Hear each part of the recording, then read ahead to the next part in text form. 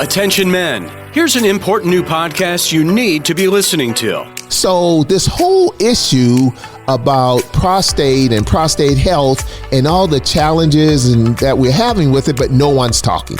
So that's the reason why I started this podcast, so we can talk, so we can get understanding. I understand I'm not a doctor. I'm not a medical individual. I'm just an ordinary, normal guy who had some issues to say, hey, let's talk about this thing. P is for prostate with Odel Cleveland. Download anytime where you get your podcasts. And join for the full podcast at www.patreon.com/Odel Cleveland. Coming up in this episode of Finding Common Ground. Welcome to another best of episode of the Common Ground Show. Every week, Bill and Odel unite through faith and come together to explore shared experiences and understand different perspectives. Today, we revisit a heartfelt episode where Bill opens up about his unique connection to current events in Europe through the adoption of his daughter, Jessa. Even more special, Jessa joins the conversation to share her story and perspective. Together, they reflect on family, global connections, and unity in diversity. Please remember to like and subscribe wherever you get your podcast. If you like this episode, feel free to leave us a review. And now, join us as we walk together toward common ground. Dear Heavenly Father, we just lift you up today. The two events that happened, today's April 28th, but yesterday, April 27th, was Remembrance Day of the Holocaust and all those 6 million people that were lost through the Nazi concentration camps. Lord, we lift them up, their souls and their families that never saw closure. And the day before that, Lord, was another big event. It was the day Chernobyl happened. And that was another memorable day and affected millions and millions of people, including my life and my daughter's life. Thank you, Lord, for keeping her safe, keeping us safe while we traveled over to get her. And Lord, we lift her up today with the rest of our families. Amen. Father God, we come to you saying thank you for grace and mercy. God, thank you for protecting those and receiving those who just fleeing just for their life, God, with nothing but the clothes on their back or what's in a suitcase. God, the spilling of the blood of the innocents, that's always different. In the Holy Scriptures, it says that you and you alone capture every tear, and you save it in a little glass. God, just thank you for understanding the humanity of man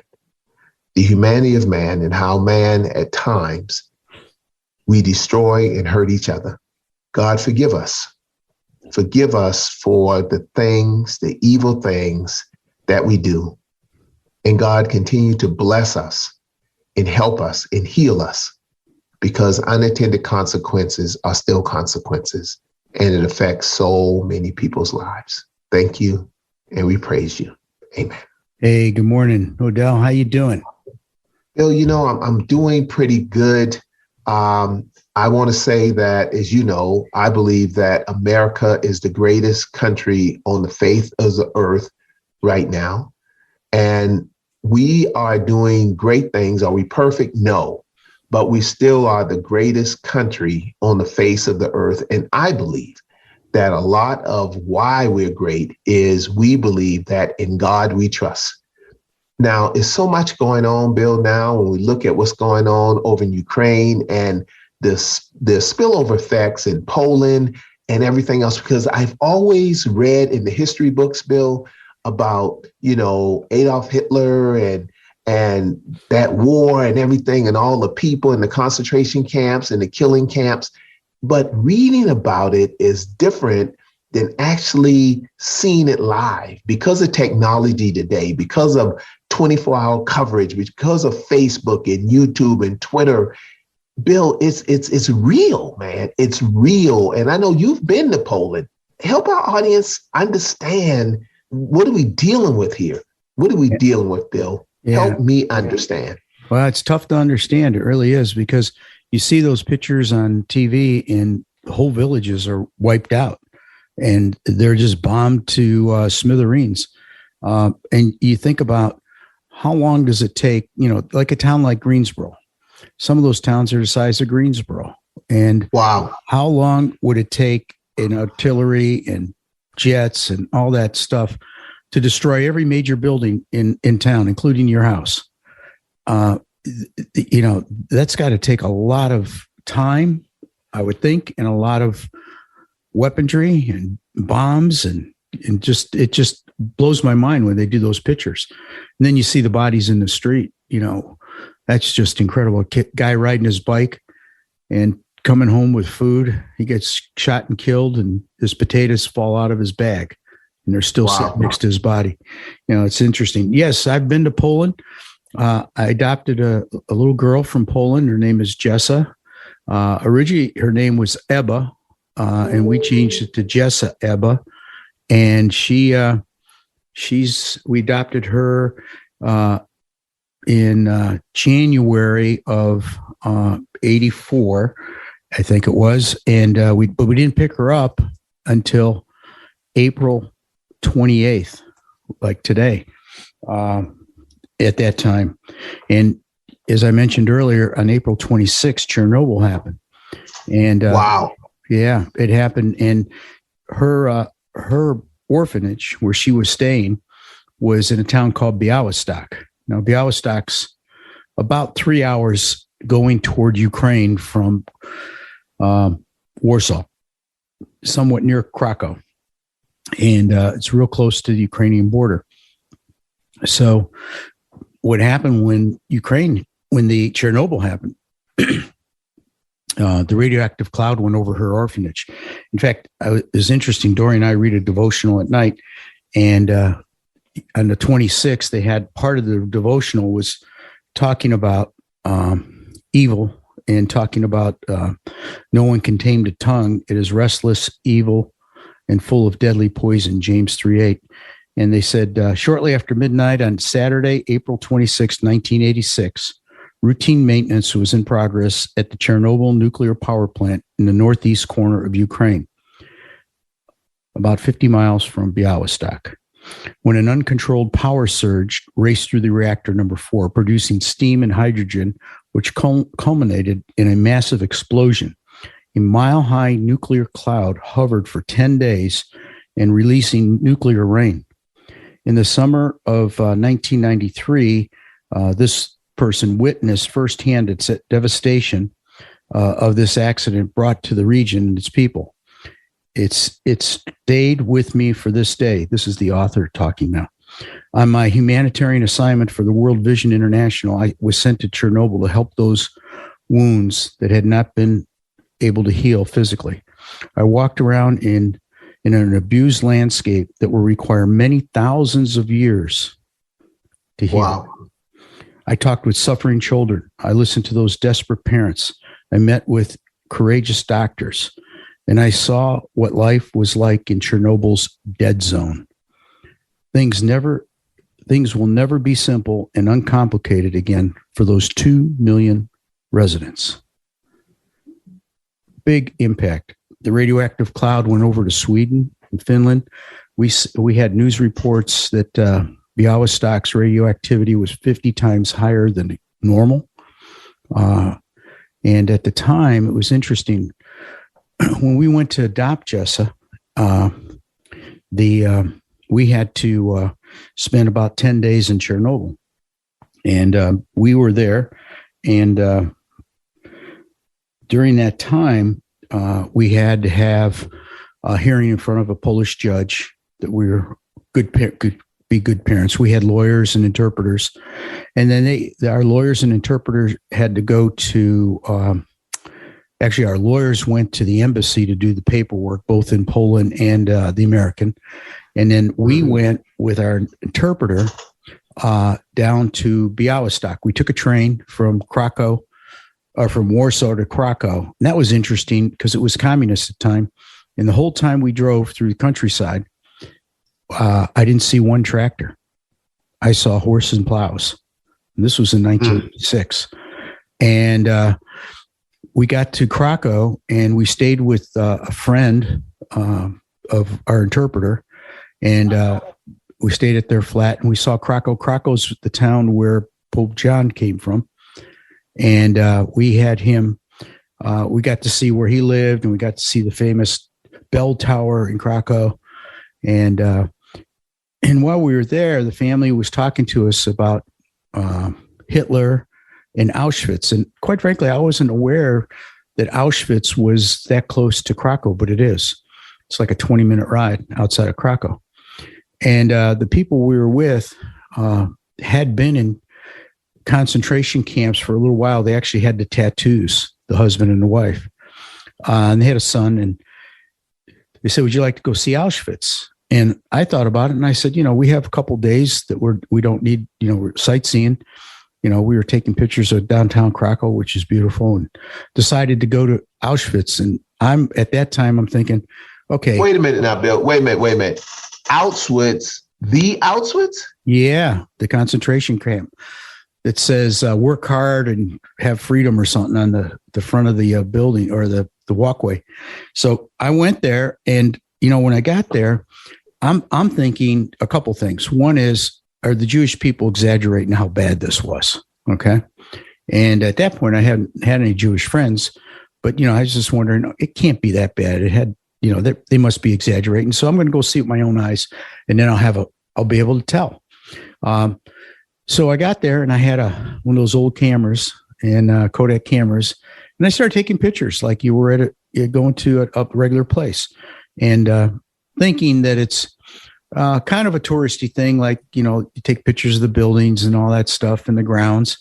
And, I started taking pictures when we went through the walkway and went into the first building, and, you saw some documents and stuff of who, number of people that were there and were killed and murdered.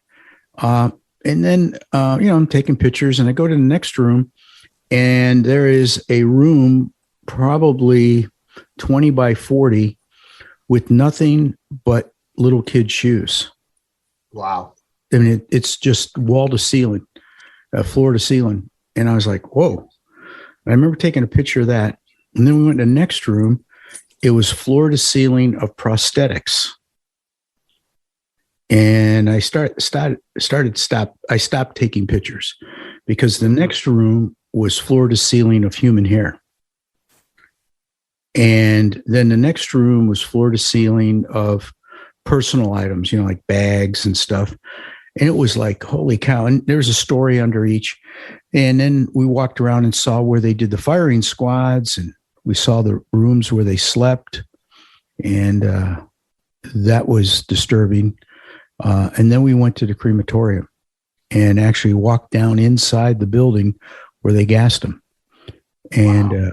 And stood there and thought about the thousands and thousands of people that had been murdered in that room. And in the crematorium, they still had the furnaces and the chimneys. And then they took us, it wasn't a guided tour. The young man that took us was showing us around. And he took us to the fields where they had the mass graves. And at least where they thought they were. And you saw the railroad tracks that would bring them in. A lot of railroad tracks. It wasn't just one. It was like a railroad yard.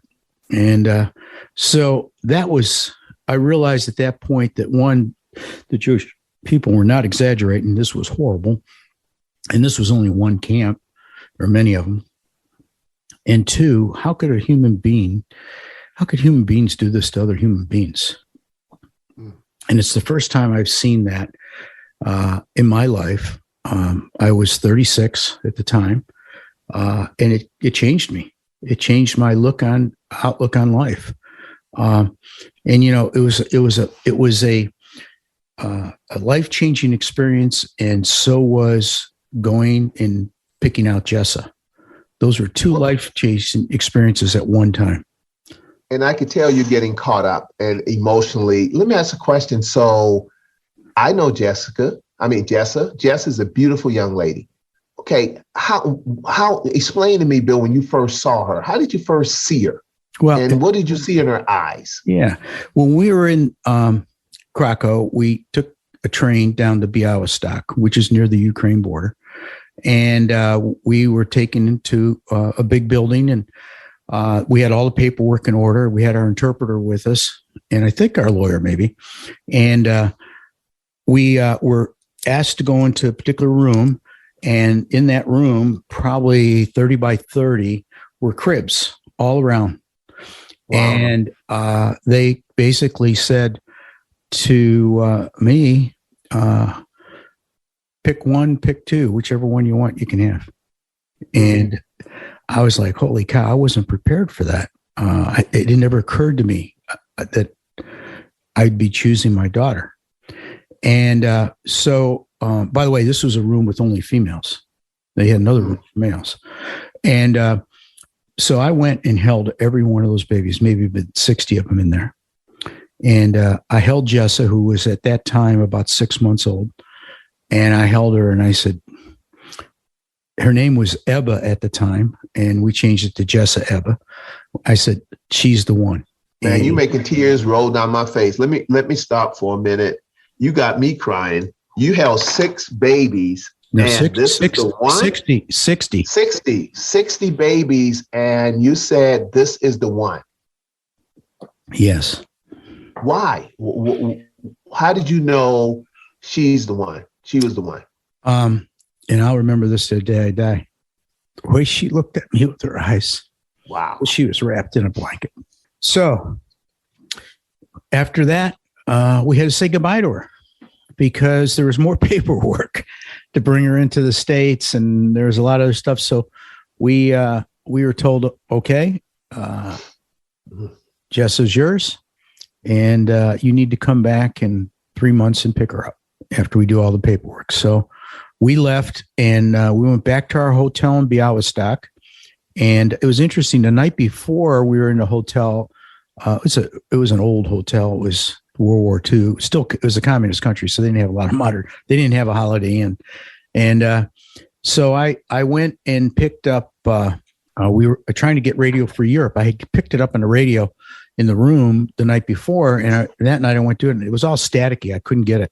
I figured, well, maybe it's just out of range or something. And it was interesting. This hotel didn't have a lot of protein. They had tons of mushrooms because the particular area in Białystok, they were known for world-class mushrooms. So they had great French wine and great mushrooms. And I asked them, how do you get all this great wine? And they can't get, beef and chicken. And they said, well, the French love our mushrooms, so we barter and we get great wine. So I had mushroom burger, mushroom salad, mushroom soup. It was good. I mean, it was really good. So that night we're in our room, and about 2:00 in the morning, somebody's knocking on our door in broken English saying, Mr. Goebel, you need to come with me. And I'm thinking, there's no way I'm getting out. And so I said, well, our interpreter's down the road and down the aisle in the room. She's in this room number, and our lawyers, and I think they're with her. If you get them to say, I got to go, I'll go. So they went and came back, all 3 of them. And they said, Bill, you need to come with us. We've got to get back to Warsaw. We'll explain in the car. And I said, we're not taking the train. They said, no, we can't take the train. We got to take a private car. This is a private driver. So we got in this car, and they put us in the back seat and covered us up with a blanket, told us to stay down. And they said the reason for it was that Ronald Reagan had just bombed Libya and tried to kill Gaddafi. It was back in 86. And Libya and Poland have a joint relationship, military and economic. And they are worried that the Polish people, or the communists, would take Americans hostage because of that. And I found out the lawyers that went into the U.S. Embassy, they were stuck in the U.S. Embassy. They were locked down. The Marines locked down the embassy. So they were finding all the Americans they could find and putting them in safe houses. So we were driven to Warsaw, and we stayed in a safe house with a family. The dad was a pilot for LOT Airline. That's like their United. It's a Polish airline. He spoke great English. So did his wife.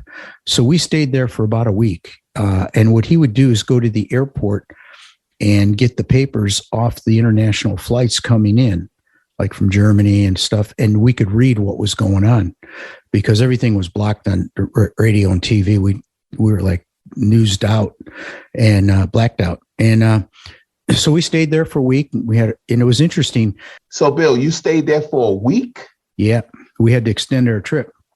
We stayed there for a week, and it was interesting. The Polish people only get so many ounces of protein then, the communist, a month. And it wasn't very much, maybe a pound or two. But this guy, I don't know how he did it, but he was able to get us protein every meal. We had chicken, steak, pork, everything, fish. And so I remember so we left, and while we were back in the States waiting for word that we can go back in and get Jessa, Chernobyl happened. And we didn't know about it.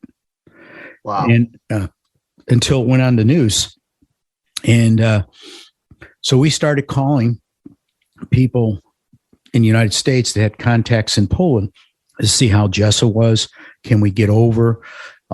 They were doing news reports about Białystok that radioactivity was 50 times higher normal, that the cows were getting zapped with this radioactivity because they're eating the grass that was radioactive. And then they're making radioactive milk that the babies were getting.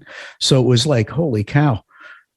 So we flew over on Swiss Air to get them, and we got there and people had masks on and they were taking iodine to stop thyroid cancer. We took our own food and water. We eat anything that was there. And we went and got Jessa, and we flew home on Swiss Air. And when we got there in the United States, the Swiss Air people asked us, Mr. and Mrs. Goebel, please ring your bell, which we did. And they came over and they said, listen, we don't want you to get off the plane right now. This is baby Jessa. I said, yes. And they said, have you been keeping track of what's happening in the news in the United States? And I said, no, we've been out of the country. So they showed us, like, we were living in Connecticut at the time, showed us the New York Post, and we were on the front page. American couple rushes to save their infant daughter from radioactivity from Chernobyl. And unbeknownst to us, it was picked up nationwide. It was on CNN. It was on CBS at night, all the local New York stations. And he says, there is a bunch of newspaper reporters wanting to ask you questions and interview you and take a picture of Jessa. And your choice is not to do that, and we'll sneak you out the back, get in your car, and go home, but they're going to be waiting for you at your house. So we recommend, we have a PR department, we'll help you with questions. So, and so we walk in this room, we decided to do it at JF Kennedy Airport. And I don't know if you've seen those press conferences with like 100 microphones. That's what we had. We had that. And so they started asking us questions. We stayed about a half an hour, answered all the questions. And then we got in our car and drove home. When we got to our house, our street was blocked off by the police. We lived on a cul-de-sac. I thought, that's kind of odd. So I pull up and they said, sorry, sir, this road's blocked off only for residents. And I said, well, I live here. And he goes, what's your name? I said, Bill Goebel. He says, that's why we have it blocked off. We've had many people driving up and down this street, and we're concerned for your safety and your family's safety. So we've blocked it off and put a guard. But we want you to know that you see that helicopter flying overhead, because we lived out in the country. Wow. There's a newspaper person down there that they're going to beam up you live at 5, and they want to know if it's okay, and that they can come in and do that. And I said, yeah. We said it was okay, but we couldn't stay long because we were all tired from traveling. So they came and did a newspaper report, and we were getting ready to go to bed, and the phone rings, and it was Good Morning America. And they called and they said, would you come down and interview with Maria Shriver on Good Morning America? In the meantime, this stuff is going all over the nation. And my mom in Cleveland is sitting there, in her living room. In Parma, sitting there in the evening, having her cocktail and her cigarette. And up comes little Billy and baby Jessa. And she's Let me ask you a question, Bill. What happened to the blanket that baby Jessa was wrapped in when she came to the United States? I don't know the answer to that. I don't know. There was so much going on there was so much going on. I don't know where that is. We'll have to ask. What did it look like? What color was it? It was light blue. It was a light blue because I remember talking about it because she's a girl. It should be pink. And it was light blue, but it was what she was wrapped in. When we got her, the back of her head was totally flat because they wrap them like mummies, and they keep them warm because they don't have a lot of heat. And so because she was laying on her back so much, it was really flat. I don't think it's flat anymore, but we'll ask her when she gets on. But it was interesting the way they took care of the kids and stuff. They did a pretty good job considering they had that many kids. They fed them and stuff. She had a few issues. So you on Good Morning America? You on Good Morning? Little Billy is on Good Morning America, and everybody in Parma is like, okay. Yeah. They go, he's either done something wrong. That's the first thing they said. What did he do wrong? And so Maria Shriver, interviewed us, and she asked, I remember her asking, well, do you think you've been zapped with radioactivity or her? And we said, we don't know. And she says, well, what are you going to do? And I said, we're just going to keep an eye on each other. We'll go to the doctor like you always do. And, I don't know what to do for that. And she says, well, we do. We are, if you're willing, we have scheduled for you a full body scan for you and your family at the Yankee Nuclear Power Plant in Connecticut. And we'll drive you there, drive you back if you want. And I said, oh man, absolutely. So we got in one of their big old limos and we drove up to the Yankee Nuclear Power Plant the next day, or maybe that day. And same thing as before. We had all those microphones, the helicopters, and they were waiting for us. And they put us through a full body scan. We got videos of some of this stuff, and it was on the news. And it was like going through a, how you go to the airport now and they put your bags through. It's the same thing except for a body. And so we went through it, and everybody came out clean. Nobody had any reactivity. And we think part of it was that the facility was very thick walled. They had the windows closed. So I think it really didn't affect them. And they didn't use milk. They used powdered formula. So unless the water got contaminated, it wasn't going to be an issue. So that's kind of the story. And then we raised her up, and she's a great young lady. We got her on right now. Let's introduce her. And Jessa? Yep. Welcome to the podcast. Thanks. Yeah. So our guests would like to know a couple things about you. One is, what are you doing now? I'm living in Southern West Virginia. Very good. And I work as, do metal work. Yeah, you do decorative metal work? Mm-hmm, yeah. What kind of things have you made? Some stairs and stair railings right now, and some art pieces and large scale sculptures and a little bit of everything. Yeah. And you worked as an apprentice for a piece that's in Colorado, outside of Vail, correct? Yeah. Do you remember the name of that? I don't remember what the art piece was called, but I worked for an artist in Jackson. Yeah. Before last. Jackson, Wyoming. Yeah. Very good. And then, I think it'd be appropriate to, share that you were a rock climber for a long time. Mm-hmm. And still are. Yeah, a little bit. Yeah. And I understand you're taking Odel rock climbing. Yeah.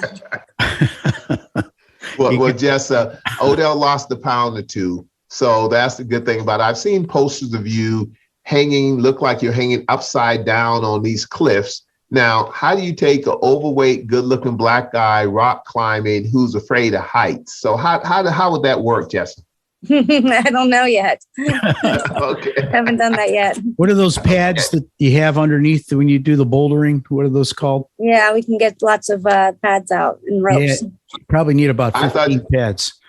Okay, good. I thought Bill was going to tell me to wear the pen or something because up that high, I might wet myself. So I thought that was he was talking about, Jessa, from that perspective. Bill, Jessa, Odel, what do we think as human beings when we see everything that's going on over in Poland? Bill, you've been there. You know those areas. Has Jessa been back yet to Poland? Anything, Bill, Jessa, Odel? No. You've traveled to quite a few countries.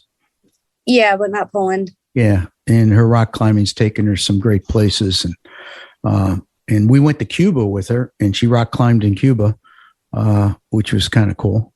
And in Versailles, that's how we pronounce it? Versailles, Cuba? Viñales. Viñales. I'd go back there in a Minnesota minute and spend my whole time there. That was great. I still remember. Yes, Bill, hold on a minute. I'm sorry, Jessa, your dad. I know you can't say anything bad about your dad. Now, I love your dad. He's a great dad, Jessa. Tell us about your dad. We have an international show, so we're looking at 25 countries now, Bill? Yep, 25 countries. And everyone's looking at Ukraine, Russia, everything. And I pick at your dad a lot, but can you tell our listening audience about your father? Yeah. Well, yeah, good dad. He's always worked really hard. He's seen a lot of things, really interesting, all the things that he's seen over the years. And yeah, did a good job with my brother and I are a handful. So, well, he has a big heart. He has a heart of gold, always doing for other people. When did you realize that you had this dad who cared about other people, just care about folks, put other people first? Not that he's perfect and not that I'm perfect. That's why we love each other. But when did you realize your dad is this guy who just has this big heart for everybody? Well, I guess when we were kids, I saw my dad doing a lot of volunteering stuff at church and made us do a lot of volunteering stuff when we were kids. I guess when he started doing the Bible studies with the church and then all the stuff that he's done with the Boy Scouts and everything like that, it seems like I know that's its own full-time job, is all the volunteering. Well, so many people love and appreciate and respect your dad. And I know all the things. I talked to you, your brother, and your other sister. So we understand that. Bill, when did you know that? Well, you knew that Jessa was special as a baby, but she's awesome as a young woman also. That you always share with me how proud you are of her. Yeah, I am very proud of her. And, I'm going to support her whatever she does. I can, you want the best for your kids, but you don't want to get in the way because they got to find their own path. But you want to kind of have a safety net so that if they need some help, you're there to help them. You've done that with your son. Your son. Oh, all day long. Open my son. Yeah. So, and it's great to watch them find their path or work on some paths. Will is still trying to figure out his, he wants to get his CDL license. So if anyone wants to hire him, give me a call. The Jessa, shameless plug, right? Yeah. And Jessa was interesting because, she went to a private school here, and, everybody thinks you got to go to college. So she went to, was it Lee's McRae? Mm-hmm. Yeah. For about less than a year, correct? Yeah. And she knew after a short period of time that wasn't her path for happiness. That was not a good thing. So she wanted to go into rock climbing as a profession. And she moved to West Virginia, and I'm sure she struggled. There's no doubt about it. But she found her way. She started working for companies that supply rock climbers with equipment and personal items. And she did a great job building up that business and going around the country and doing her rock climbing. So, and then she's like any of us, we take that to a certain point, and then we go, I don't want to do that anymore. I want to do something else. And if you follow your passion, you'll be successful. You may not be financially successful, but you'll be very satisfied. And yeah, but Bill, Jessa, remember, Jessa, you have a rich daddy. remember, your daddy is Daddy Warbucks. So just remember that, Jess. Remember that you have a rich daddy. Yeah. Oh man, he's walking me down a path, Jessa. Just don't listen to all that. But it's been interesting to watch you grow as a woman and grow as an individual, and your friends are phenomenal. We were coming back from Cleveland and we stopped in to spend a night at Jessa's house. She has a house, and we stayed and with our dogs even, which freaked out a couple people. And now she's got her own dog, which is we call them fur babies. And what's your dog's name? Juniper. Juniper. Do you call her Juniper? Or you call her Junie, or what do you do? Yeah. Yeah. How old is she now? 3 months. Oh yeah, still a baby. Yeah. Pretty smart. She's really smart. Yeah. Yeah. What have you taught her anything? Yeah, she knows most things. Like she knows how to be on the leash and how to sit and come when she's called, and all the names of her toys. And she knows the names of her toys. That's pretty cool. Yeah. There you go. Yeah. It sounds like the way Dory trained me. Bill, what do you see when you look into Jessa's eyes now? I see a happy young woman that is self-reliant, self-sufficient, and independent, and someone that cares a lot for other people. Wow. And that's probably what you saw years earlier. Mm-hmm. Because whatever you saw was special enough to say out of 60, this is the person. Mm. And you were right, my friend. You were right. And it's interesting. What do you see now when you look at everything that's going on over in Ukraine, and how many other babies and children, how many other young folks going to be affected? Because unintended consequences are still consequences. And a lot of people are losing their lives, and a lot of people are losing their livelihoods, and a lot of people are leaving. You mentioned earlier, what would happen if that happened to Greensboro? Let me expand that question. What would happen if what was happening to Ukraine would happen to the United States? Or where would we go? Where would we go when you can't fly? So it's all land travel. So we would go to Canada. We would go to Mexico. Where would we go for help? Who would help us, Bill? Oh, that's an easy question. I'd go to Parma. Jess, you see what I'm dealing with? Jess, have you ever been to Parma? Jessa, describe Parma to me, because your dad might be fibbing a little bit. He said there's no Black people in Parma. So, Jessa, when you went there, please tell me you saw at least one Black person in Parma. I saw one. Okay. Okay. Hey, Jessa, we're going to take Odel one time to Parma. Maybe we ought to take him for July 4th weekend when we have our family reunion, and he can double the population in Parma.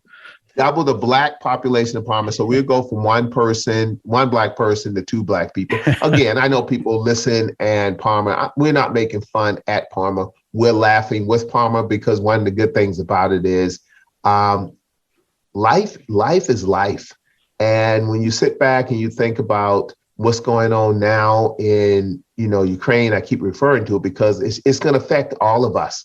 In some cases, it's going to be negative. In most cases, it's going to be positive. However, it will affect us, because when you come to America, Bill, Jessa, and Odel, we want to say that America is the greatest country in the world. And I believe that with all of my heart. But what I don't believe is this other part that we say. We say that America is a melting pot. No, it's not. I believe America is more like a fruit salad or a salad, where all the different tomatoes are still tomatoes, the lettuce is still lettuce, and there's so many different ways of lettuce, and the olives are still an olive. So when you come to America from Ukraine or any place else, people usually come, and after a while, they kind of migrate to their own sections. We have this thing we call Little Chinatown in New York, or we say Little Italy, or we say little this or little that. And that's not a bad thing, because I don't think just because people bring their culture, their tradition, and their food with them and other things, I don't think that's anti-America, Bill, because I remember years ago it was that anyone who came here, you're not going to speak another language. They better come to America and learn how to speak English and all this kind of nonsense. So sometimes, not always, sometimes the other in America, we let you know that it's not a melting pot. But those are my thoughts. Jessa, Bill, what's you all's thoughts? And what do you think the people from Ukraine who's coming here will experience down the road? I'm going to let Jessa answer that. Jessa? I think that's a good way to put it. I'll having variety and all the different things in the salad does make it better. And then you notice when things are missing. Wow.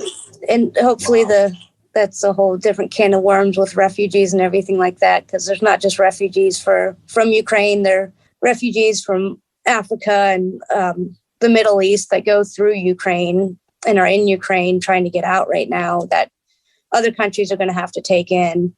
So hopefully government policies will change and borders will be looser to allow those people to come and, stay here for a little while and go back till they can go back or just can survive here.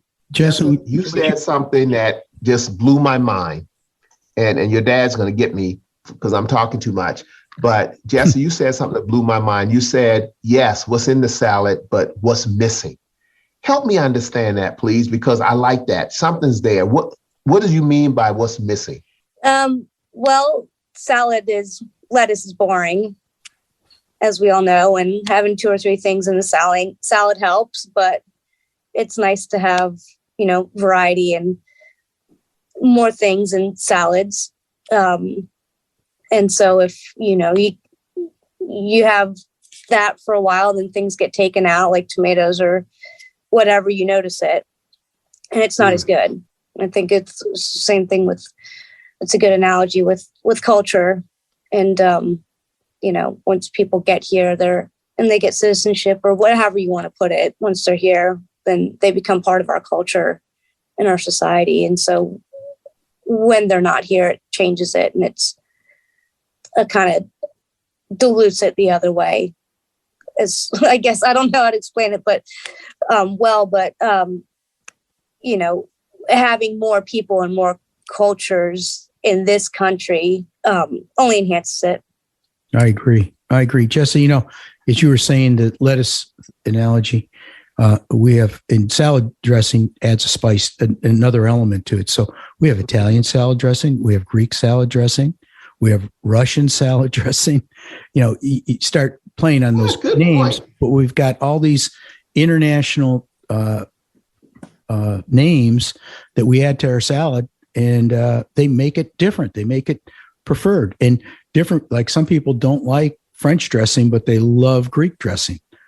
Does that make the French bad? No, just a preference. Jessa, would you like to go back to Poland and Białystok? Yeah. And what would you want to do when you were there? Yes, just see where I came from and just go around the area. Kind of can't just feel the vibe of the area where you came from, and maybe just walk around areas.